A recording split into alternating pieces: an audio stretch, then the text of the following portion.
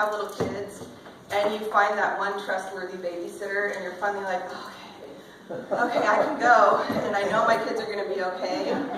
You know, for Mark and Cheryl to see that they're dearly missed and we aren't the same without them, but that we still function and we come together and we cooperate together to make things work is probably one of the best gifts that we can give them.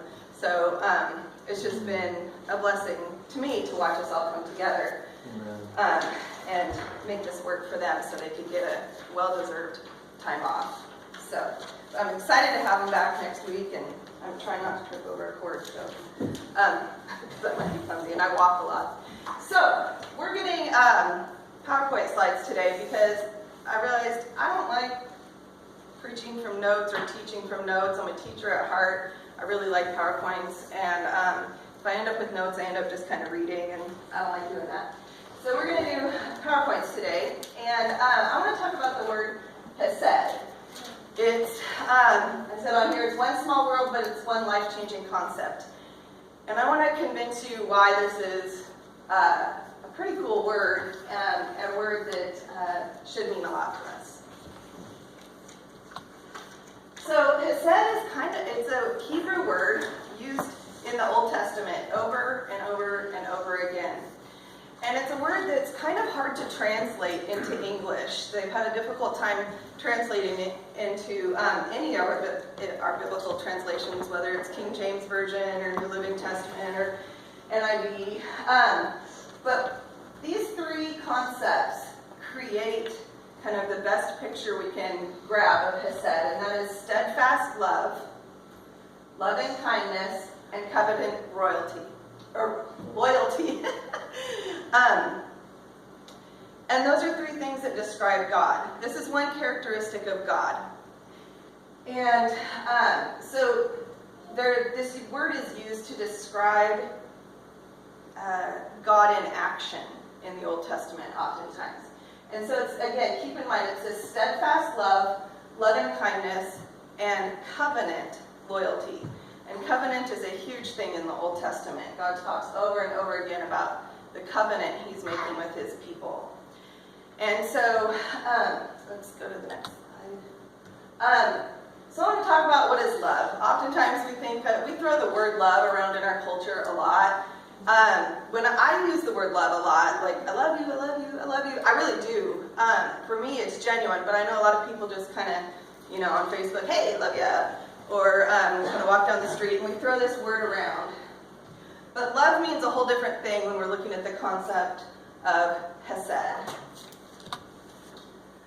Yesterday, I went into a coffee shop, and I want to talk about the concept of feeling loved versus being deeply loved.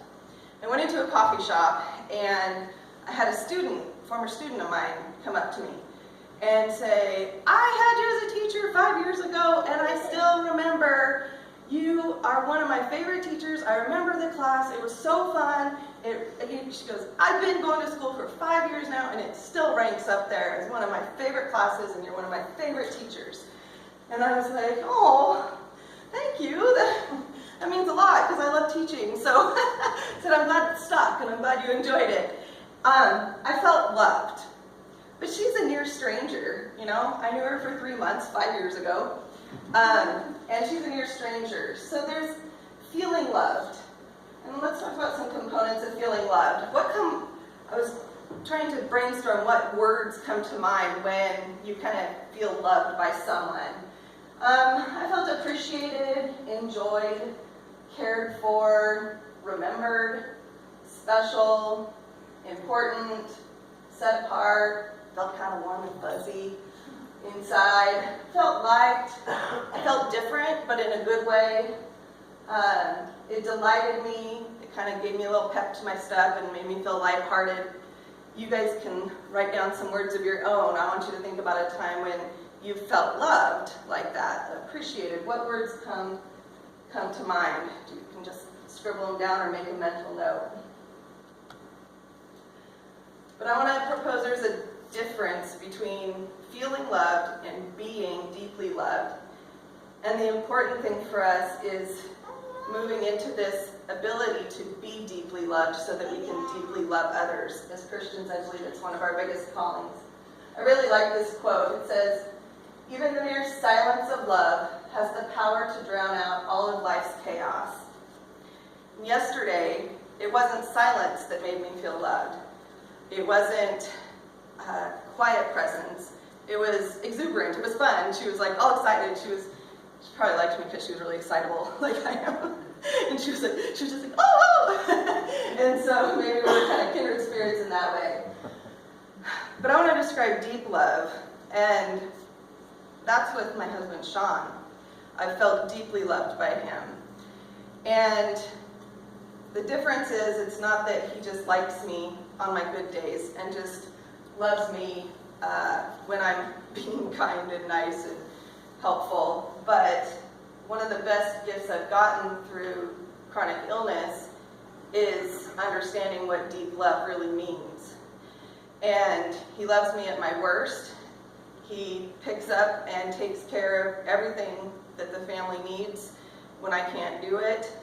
He even extends me the grace to use my energy for fun things, and sometimes takes up some of the junky stuff so that I can have a quality life. I heard him explain it that way once. He doesn't have to say a thing. He doesn't have to, although I like cards, he doesn't have to write them for me to feel deeply loved. It comes from that smile right there. It comes from a hug. It comes from just his presence. I can sit near him and know. And I gotta say, props and kudos to this guy, because he has done almost 10 years of chronic illness with me, literally without one single complaint. That's deep love. Aww. So what words come to mind when you think of being deeply loved? To me, I thought of unconditional. It doesn't have to be spoken. It's trusted and trusting. Sees the best in someone, but also has compassion for the worst on their worst days. It's secure. It's enduring. It's a way of being. It's a choice. And it's an action. Both being loved and being able to love deeply someone else is a choice and an action. So what's the difference between feeling loved and being deeply loved?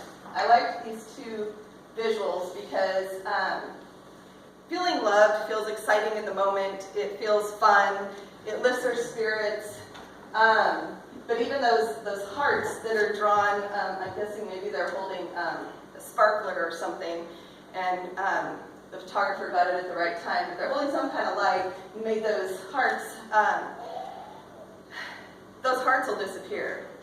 So love, even though it's a good thing, and saying, I love you, I love you, I love you, we need to say that. I want us to move into something deeper with each other and with those we care about, and especially those who are hard to love. Those are the ones Jesus deeply loved. And I like the picture of the hands holding as a picture of being deeply loved. It's a partnership, it's a choice, it's enduring, it lasts time, and we get better at it the older we get if we practice it. There's one small thing though that becomes a problem is that we can't give what we don't have. And you hear that all the time in psychology, and you hear that all the time, and I didn't really get that because I'm like back when my self-esteem was kind of in the toilet and I was raising my boys, and I didn't feel so hot about myself, and I thought I, was fat and ugly and stupid and all these things. I was like, but I'm going to give that to my boys. I can tell my boys, I think they're fabulous, even if I don't think I'm fabulous. But really, when push comes to shove, we have to do the work ourselves before we can give it away. Because otherwise, our triggers our buttons get pushed, we get triggered in certain moments. If we don't understand the concept of being deeply loved, and being able to feel that and understand that and know that we've experienced that from God, from a spouse, from a friend, it's going to be really hard for us to give that away because we don't understand it at its most deep level. Our cup remains empty. So this will all wrap back around to the concept of Hesed, I promise. And this whole idea of being deeply loved. So we need to fill our cups and allow people into our lives. We need to trust and allow people to deeply love us so that we can understand that concept and then go forth and deeply love other people. And the feeling of betrayal or a broken heart or a broken relationship can often stop us from being able to trust at that level. But God, with that covenant loyalty that we can trust, can give us what we need to fill our cup. So God is a great place to start, even if people have let us down. So we all need Hesed. I love the symbol of the rainbow. And I tell you, we get more rainbows out here in Monmouth than I've ever seen in my life. I got in a car wreck right before we got married, and I fell asleep at the wheel and crashed into a tree. And I woke up I kind of somehow launched into a tree. I hit a driveway and flew, and kind of mid-flight I woke up, but I couldn't open my eyes, and all I remember praying is, God, don't let me hurt anybody, don't let me hurt anybody, don't let me hurt anybody, because I knew I was asleep and my car was out of control and I couldn't stop it. And I kept hitting the brakes, but nothing was there to hit because I was in the air. You know how it feels like it's 10 minutes, but it's 3 seconds. And I remember God saying, just relax until you crash. And I was like, okay, that seems kind of odd, but okay. And I get out, and some people had witnessed it, and they had to pull me out of the car because there was a huge ravine under me. The front of my car was stuck in a tree, the back of my car was stuck on some gravel, and there was nothing underneath for 30 feet. So these guys had to pull me out of the car somehow. And I walked away from that accident with a little cut on my leg right there. And I don't even think there's a scar there anymore. And I remember going home to Sean. I thought he'd get all mad that I killed our first car and all that kind of stuff. And I called him to come over to my apartment, and it was all said. I wanted to go back to the scene, and I just prayed the whole way there. I'm like, God, please show me a rainbow. I'll know everything's okay if there's a rainbow. I don't know why. I'd never asked something that goofy before, but it just was on my heart. We pull up, and there's the most gorgeous rainbow above the accident scene. That's Hesed. God loved me.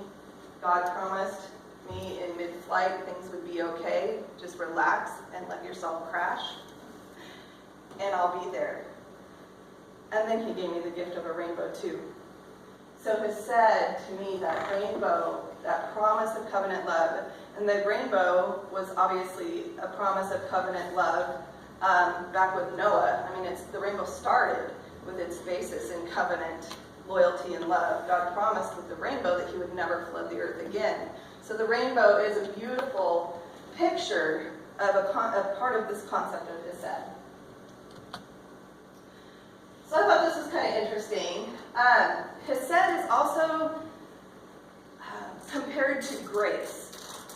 And so we often see grace, we think of grace as a word associated with the New Testament, as associated with what Jesus has done for us, and kind of all things New Testament. Paul talks a lot about grace in the New Testament. But Hesed is used almost twice as many times in the Old Testament as grace is used in the New Testament. And I know the Old Testament's a lot longer. There's a lot of really boring books that just describe a lot of lists of things, lists of rules and people and family trees and stuff where you're not going to get the word Hesed. So I thought it was fascinating that this concept of Hesed is used 248 times in the Old Testament. That really a term of grace, a New Testament term of grace is used over and over and over in the Old Testament. A lot of people believe that God was just this wrathful, vengeful God waiting to beat up Israel. I hear that from unbelievers. Like, how can you believe in a God who goes to war? How can you believe in a God who will abandon his own people? How do you believe in a God who was so wrathful and vengeful in the Old Testament? Well, you need to dig a little deeper, because there's a ton of God's grace in the Old Testament. And we see it over and over again in his act of patience with the Israelites. Like I'm praying he's patient with the United States of America right now. Really, pray with me. I'm literally begging God like a little kid begs for a toy. Please, Lord, there's some of us that believe in you still. Have mercy on us. That's a prayer of the Old Testament. That was a prayer of asking for God's grace, or Hesed, asking God to intervene. These are some other words that are associated with Hesed. Again, it's this concept that's really hard to translate. If you've studied any kind of languages, any language is hard to translate from one language to another. You miss components of it. But this is kind of our best bet. Hesed includes faithfulness, loyalty, covenant keeping, truth, tender mercies, kindness, and long-suffering. And that's really similar to the word grace. So our Bible, the good news is, our Bible is full of God's patience, God's long-suffering, God's loving kindness, God's commitment to us through his covenants that he will not break, and his promises that he will not break, his loyalty, his truth, tender mercy. So how does this word Hesed, why don't we just go along with grace? And just talk about grace. Grace is great. Grace is a concept we need to understand. Grace restores my soul. Grace saves us. But Hesed brings, I think, grace to a whole new level. So, like I said, oftentimes we think of grace as being only a New Testament concept. But when we bring the whole Bible together and we look at it, because of this beautiful word Hesed, again, you're not going to find the word Hesed because it's Hebrew, but it gets translated into those concepts and those words that I talked about. It's all over in the Old Testament. So our Bible is really full of God's deep love for us. God's love never changes, and Hesed proves that. And again, a lot of times people see a different God in the Old Testament than in the New Testament, and we can get confused because we hear God doesn't change over time. But God does seem like a bit of a different God in the Old Testament than in the New Testament. He does seem like he's more about judgment and rule-keeping and setting things straight, and maybe a bit more impatient in the Old Testament than in the New Testament. But if we understand that every time we read of God's, when God says he'll be patient and he'll let the Israelites mess up one more time, and every time he raises somebody who, like David, who was the smallest and least powerful among them, and raises them up to be the most powerful king in the land. Every time he sets somebody free, Daniel from the lion's den, or Joshua going from being beaten into a pulp, thrown in a pit, thrown in a prison, pretty cruddy life, and then gets maneuvered into a position with the Egyptians where he's very trusted and can be used to help the Israelites. All those things are God's action in this word Hesed. So Hesed really is the Old Testament version of grace. And it happens over and over and over again. And we need to understand this to know how deeply we are loved. Because it's easy for us when we mess up, I think. I'll speak for myself. You can see if you agree. But it's easy when we mess up to go back to that concept of God the judge. And go, okay, well, there's a lot of evidence that God is a judge, and he says he is the judge, and I just screwed up, and I think I'm going to go hide in a corner. But we are deeply loved in this covenant loyalty with God. He created us. He knew us before we were born. And he's never going to let us go. And you don't have to be a believer for that. He's not going to stop pursuing people.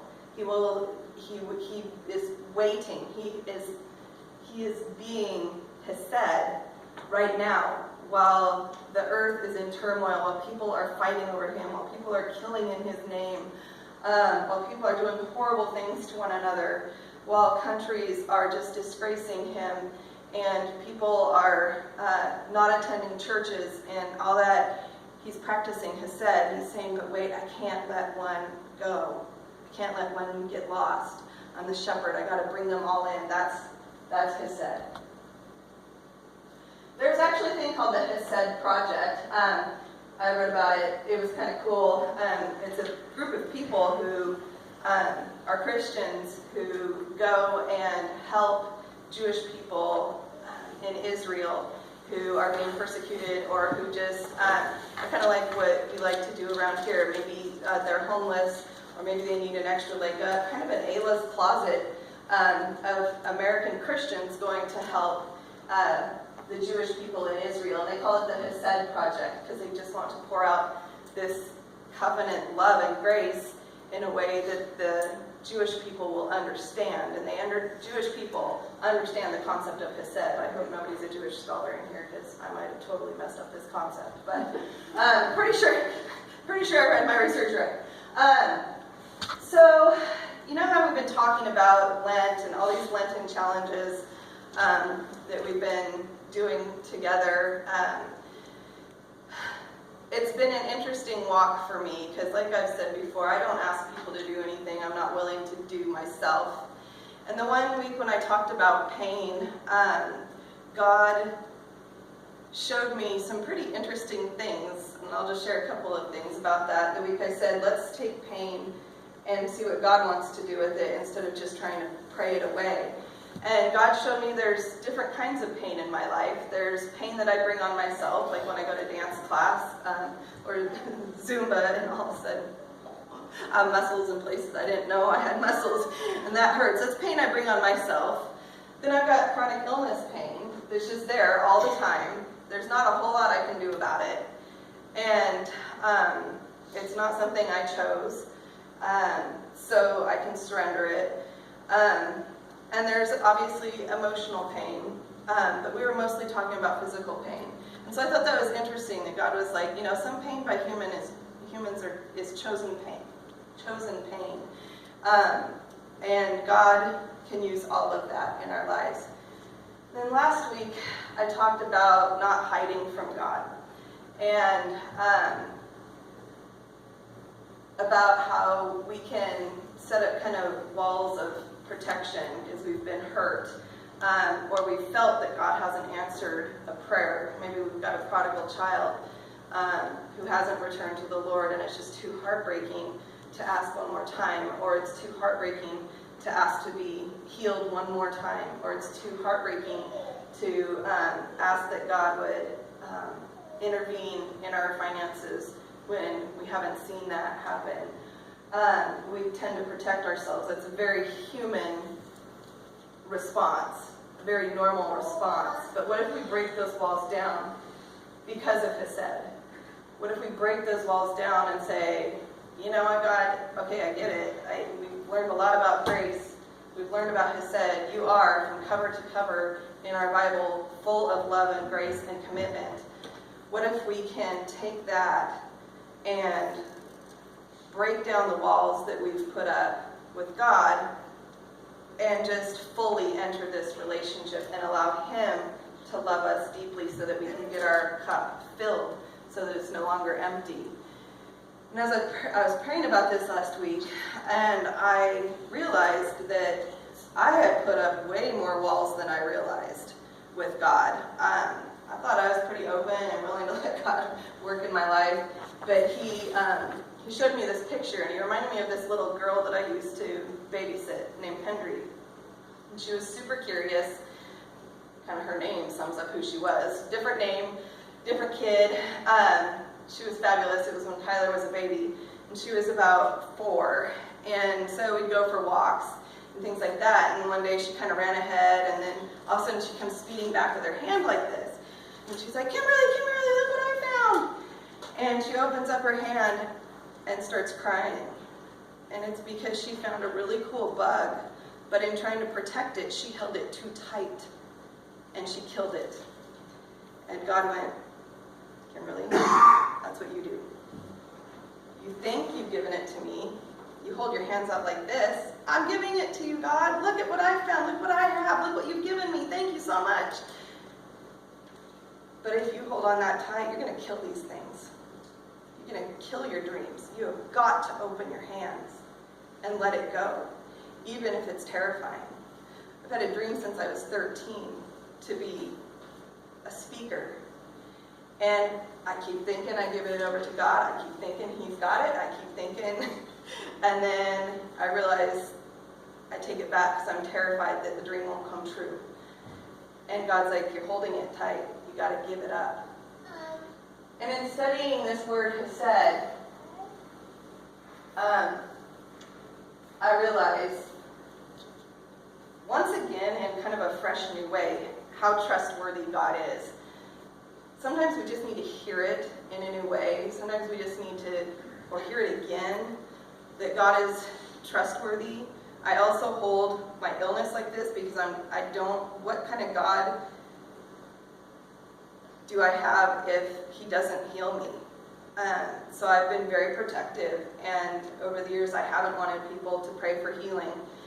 And last week I just went, you got it all. You've got it all. You can heal me. You can make me a speaker. You can make me not a speaker. You can do anything you want. You've got it. And when I went to get my fluids, the receptionist, who I've seen a million times, comes up to me and she was like, so when are you finally done here? And I'm like, oh, I'm not. I don't know. It's kind of a lifetime thing and all that. And she was like, I believe in healing. And she grabs my hand and she's like, I'm going to pray for you right now. And she just, in this, hospital setting, she's not the chaplain, she's just a receptionist. And she goes, you're too full of life and you're too amazing to be coming here every week. You've got better things to do with your time. I don't want to see you ever again. And she puts her hand on my hand and just prays, God, heal this woman. She's got better things to do with her time than come sit here and get IV fluids every week. And in the past, I would have after that, I would have been like, oh, thank you. And then I would have immediately gone, I'm terrified. And instead I went, okay. And I just thanked God. I said, thank you. Thank you for whatever this prayer brings. Thank you. I'm going to walk in this. You're healing me. I don't know what that looks like, but you're healing me. And for some reason, I was able to trust her. And my cup was filled in a new way of a deep love for God that now I can give to others. I can now say, okay, I've trusted God at this new level. I've felt deeply loved by Him at this new level. I can now give that kind of love to someone else. I can now encourage someone else because I felt it and I get it. So this week, I'd say for Lent, we're coming up on Palm Sunday. Palm Sunday is next Sunday, and that was the Sunday when Jesus rode into Jerusalem on a donkey. And He was praised by everybody and exalted, and people put their coats down on the road for Him so that the donkey's feet didn't even need to touch the road. He was seen as the royalty that people thought, that the Jewish people thought they were getting. And then it changed very quickly as we head in towards Easter. But as we head towards Palm Sunday is a day of celebration. What can we do to celebrate Hesed? I just want you to watch for it in your life, because I can guarantee it will show up. We need Hesed every day, and Hesed shows up. God shows up in the form of commitment and loyalty and loving kindness every day. So let's have our eyes open to it. Maybe even take a coffee cup and write down when you felt it, when you felt loved by God, when you felt this unconditional presence, when you noticed He's intervened in a situation, big or small, and put it in your coffee cup. Literally fill your cup with this stuff and see by the end of the week what God has revealed to you. So I just encourage you in that practice, because sometimes we just have to open our eyes to the reality of what's there, to be able to see what's been in front of us the whole time. Thank you. Wrap it up.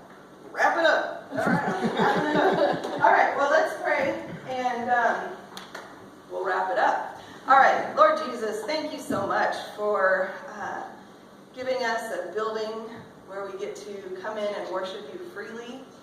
Thank you for a country that allows us to do that still. Lord, we pray that religious freedom always holds on in the country of the United States of America. Lord, thank you for this concept of Hesed that's kind of surprising to find. It's a little Easter egg hunt in the Old Testament. That a lot of us growing up really enjoying New Testament studies and learning New Testament grace, but you don't change, and your grace has been there all along. So Lord, give us eyes to see your loving kindness this week in a new way. Lord, give us a heart to be open to your covenant loyalty. And give us hands to be able to give that to others as we learn how to receive it ourselves. Really, the only thing I think we can do in this world, Lord Jesus, is just love like you've loved us. But again, we got to get that love first so we can even understand it. So grow us in your love, grow us in your compassion, and then let us be a mighty force for you in this world in loving us.